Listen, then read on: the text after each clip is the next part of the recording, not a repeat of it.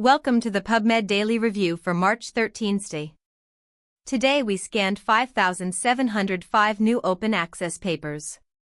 Here are the top 5 selected for detailed analysis. Up next, our first paper out of 5, CAR-T therapy for autoimmune rheumatic diseases, Navigating Clinical Frontiers Between Breakthroughs and Uncertainties by George Schett and David Simon from University Hospital Erlangen. Let's break down its key contributions. Autoimmune rheumatic diseases, such as lupus and scleroderma, can be debilitating and often resist conventional treatments. A key driver in many of these conditions is the overactivity of B cells.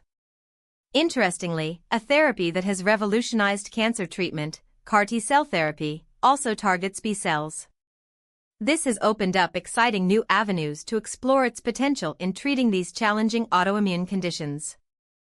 This review synthesizes evidence from early-phase clinical trials and case reports exploring CAR-T therapy in patients with severe autoimmune rheumatic diseases.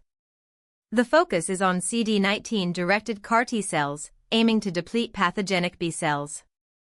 Researchers looked at how well the therapy worked in reducing disease activity and allowing patients to stop other medications, while also carefully monitoring for side effects like cytokine release syndrome. The results are quite encouraging. In patients with refractory lupus, a significant majority achieved low disease activity and were able to stop other medications within 3 months. For scleroderma, while response rates were also positive, achieving a drug-free state was less common, suggesting fibrosis remains a challenge. Importantly, severe side effects like cytokine release syndrome were not observed in these early studies. So, what does this mean for patients? CAR-T cell therapy represents a significant breakthrough, offering hope for those with severe autoimmune diseases who haven't responded to other treatments. However, it's crucial to remember that while CAR-T can tackle the immune aspects, it may not reverse long-standing tissue damage like fibrosis. Moving forward, larger studies are essential to confirm these findings, explore off-the-shelf options, and develop strategies to combine CAR-T with other therapies for lasting benefits.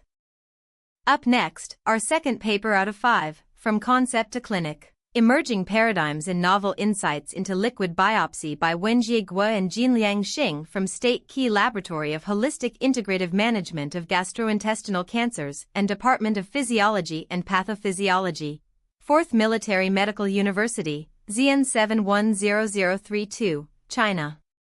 Let's break down its key contributions. Imagine a simple blood test that could reveal the earliest signs of cancer, track the effectiveness of treatment, or even detect neurodegenerative diseases before symptoms appear.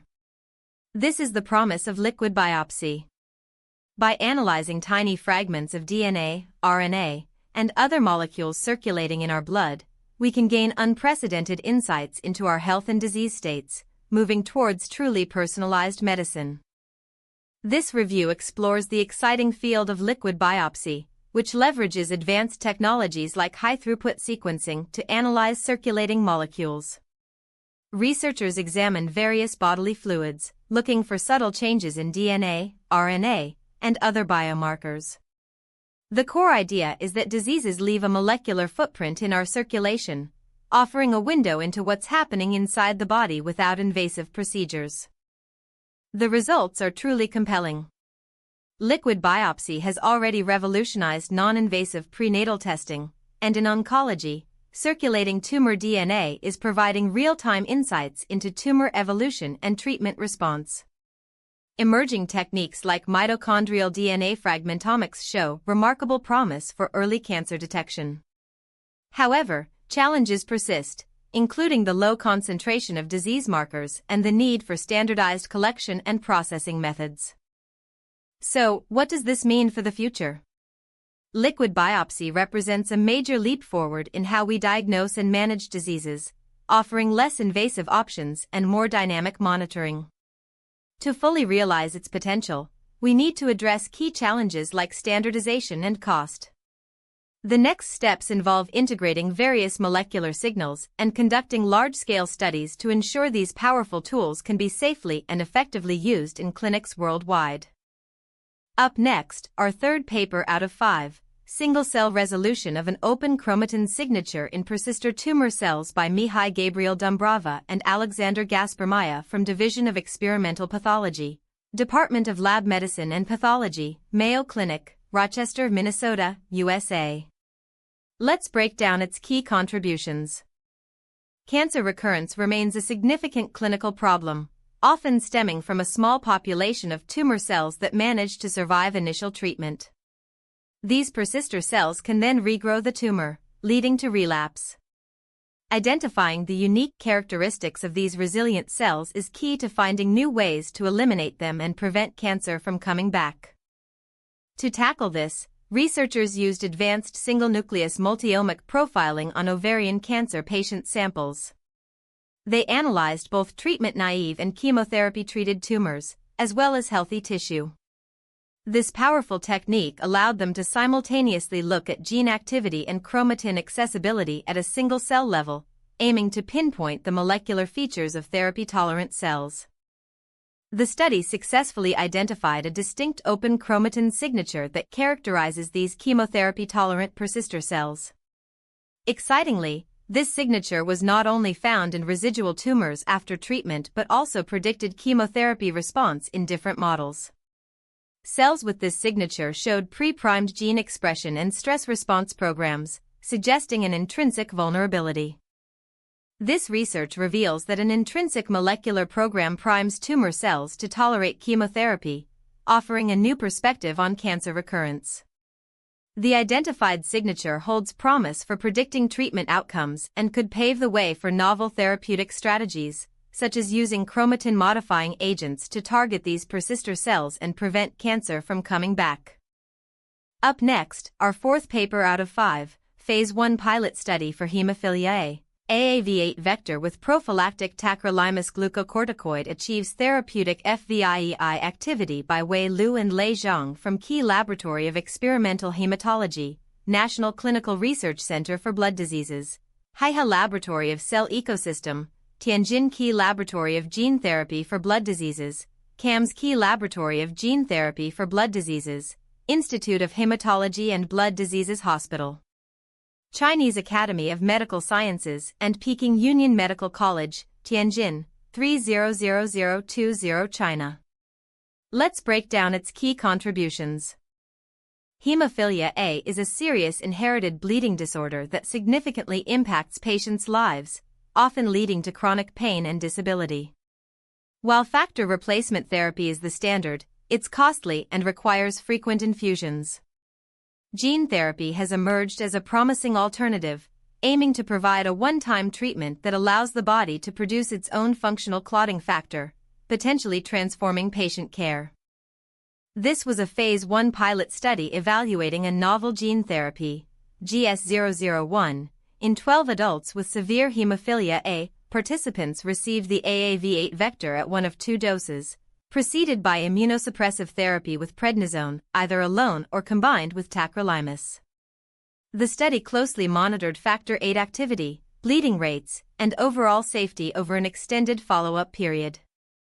The results were encouraging. In the high-dose cohort, participants achieved a median factor VIII activity of over 40 IU/dL, which is considered non-hemophilic, and maintained this for over 2 years. This led to a dramatic reduction in bleeding episodes, with a median of just 0.2 bleeds per year. While the low dose showed some benefit, the high dose was more effective. The treatment was generally safe, with most side effects being mild elevations in liver enzymes. This pilot study demonstrates the potential of AAV8 gene therapy for hemophilia A, showing it can safely restore functional factor VIII levels.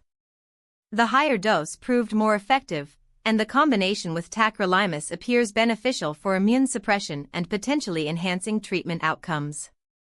Further research with larger cohorts is needed to confirm these promising findings and optimize treatment strategies.